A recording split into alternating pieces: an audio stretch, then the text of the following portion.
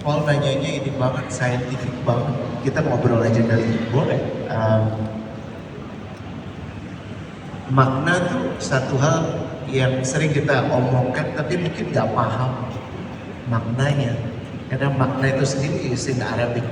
Makna, the word itself itu maknanya dahsyat banget. Do you know makna? No, I'm not familiar. Makna itu kata dasar masdar bahasa Arabnya.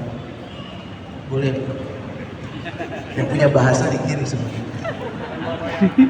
Tanpa royalti. Namanya ania. Jadi ania itu menarik banget. Dia itu inherent significance. That's the true meaning. Itu bahasa Inggrisnya. Inherent significance itu gini. Makna itu selalu ada, walaupun kita belum nemu maknanya. Yang memahami maknanya adalah pencipta, our creator. Jadi kalau kita ingin memahami makna, pertanyaan yang harus diajukan, how is your relationship with your creator? Semakin kita punya hubungan yang baik dengan pencipta, dia yang maha tidak terbatas, dia yang maha pengatur, dia yang maha memberikan jalan, yang maha pengasih, maha penyayang, melampaui kasih sayang ibu kita saat kita masih bayi, maka makna itu akan muncul. Isunya adalah selama ini, lawan dari makna itu distraksi. Distraksi itu munculnya dalam bentuk angka kadang-kadang, tapi angka di sisi lain juga bisa jadi tanda. Tapi kerap menjadi distraksi. Setan-setan gepeng ini distraksi, menjauhkan yang dekat, mendekatkan yang jauh. Orang beli dia di seal, tetangga, yang itu cicilan kita, betul ya? Dan setiap kali kita bicara pekerjaan dan karir, sesungguhnya berapa banyak sih yang ngomongin itu tentang aspirasi. Lebih sering kita ngomongin tentang kayaknya enak ya, kerja itu dibayarnya gede banget. Makanya tiap tahun ada satu tajuk nggak berguna yang saya baca. Pekerjaan paling menjanjikan 2026. Pekerjaan bergaji paling tinggi 2026. What does it mean? Paham ya? Jadi nomor satu kalau mau ngomongin bagaimana sih bisa memahami ya coach makna, pahami dulu the essence and the significance of your day, bahwa hari ini masih dapat nafas, ada keistimewaan yang Allah titipkan di situ. Tapi kita mungkin belum menguatnya, karena lagi-lagi makna selalu ada, walaupun kita belum menemukannya. Oke, a follow up question kalau gitu. Seandainya saya di dalam sebuah pekerjaan demi uang nih, saya mikirnya sih perspektif saya hari ini adalah saya kerja di kerjaan ini, di posisi ini demi mendapatkan gaji supaya bisa biayain keluarga saya dan lain-lain.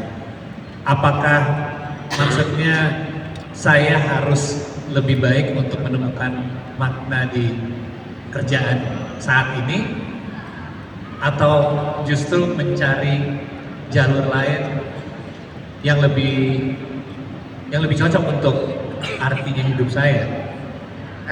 Makanya tadi kan makna itu juga layer, jadi ada lapisan. Tadi waktu Paul bilang saya bekerja untuk dapat uang, ya untukmu yang baru dikuat adalah makna setiap saya bertransaksi saya akan dapat kontraprestasi. Tapi tadi kau juga menyebut dalam tingkat kesadaran yang lebih tinggi, uang itu buat apa ya? Oh, buat keluarga saya di rumah. Karena dirimu juga bisa pakai buat party, bisa dipakai juga buat hal yang gak benar, tapi dirimu menggunakan ini untuk membiayai hidup keluarga. Itu lebih tinggi lagi. Ya. Yang lebih tinggi lagi ada nggak? Ada. Makanya yang kita harus pahami bagaimana mekanika kita bisa meninggikan kesadaran. Guru saya namanya Sudirman Said, dia kasih ilustrasinya begini. The more you think about yourself, ini celakanya ya. Gue ngomong lebih banyak apa? Gue dilihatin serem soalnya dari sana. Problem kita, Paul, setiap hari kita merasa pemeran utama dalam hidup ini adalah diri sendiri, betul?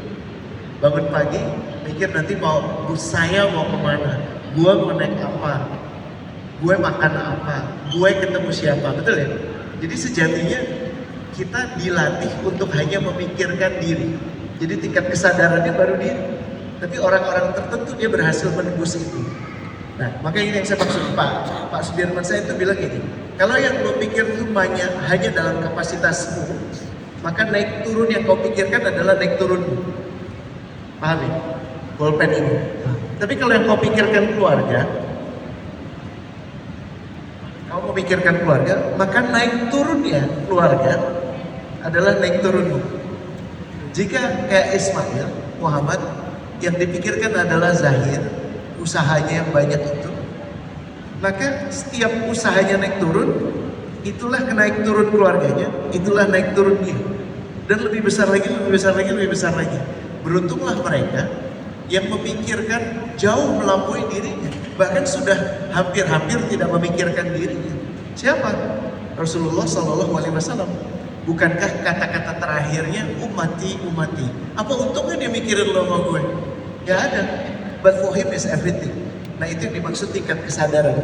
Jadi jawaban pertanyaan Paul tadi rada kompleks. Saya akan bertanya balik, tingkat kesadaran mana yang Paul pilih, dan disitulah akan jadi kebenaran. Ini jadi lumayan kompleks.